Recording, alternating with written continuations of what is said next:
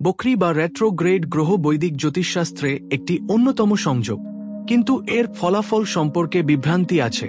বকরি গ্রহের গতি জ্যোতির্বিজ্ঞান অনুসারে একটি বিভ্রম বা ইলিউশন, কিন্তু রূপক অর্থে চিন্তা করলে দেখা যাবে এই বকরি গ্রহের গতি আসলে একটি অবস্থানকে ফিরে দেখবার প্রচেষ্টা।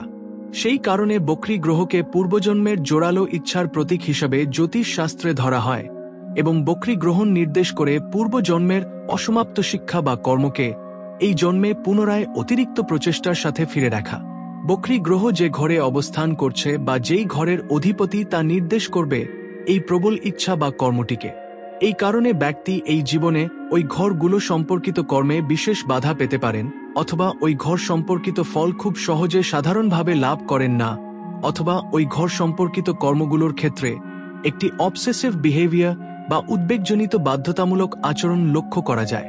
এর ফলে ব্যক্তিকে এই জন্মে কিছু গুরুত্বপূর্ণ জীবন শিক্ষার মধ্যে দিয়ে যেতে হয় বা যাতনার মাধ্যমে অভিজ্ঞতা সঞ্চয় করতে পারেন। যেমন কোনো গ্রহ বকরি হয়ে সপ্তম ঘরের সাথে যুক্ত হলে অনেক সময় বিবাহে বিলম্ব বা বিবাহ বিচ্ছেদ, বা জীবন সাথীর প্রতি কোনো বিশেষ দায়িত্বের বা বিবাহ সম্পর্কিত কোনো অন্য অস্বাভাবিক ঘটনার সম্মুখীন হতে হয়। কিছু ক্ষেত্রে এই প্রভাব আবার ভালো ফলও আনতে পারে।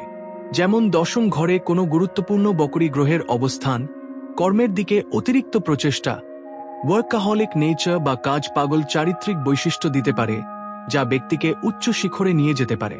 কিন্তু কাজের জন্য জীবনে যা কিছু বলিদান দিতে হবে তার থেকে একসময় শিক্ষা নিতে হবে। এছাড়া প্রত্যেক গ্রহের একটি নিজস্ব চরিত্র আছে এবং বকরি হলে সেই চারিত্রিক বৈশিষ্ট্যগুলোর দিক থেকেও কিছু প্রবল গুণ বা কর্মফল ব্যক্তিকে অনুভব করতে হয়।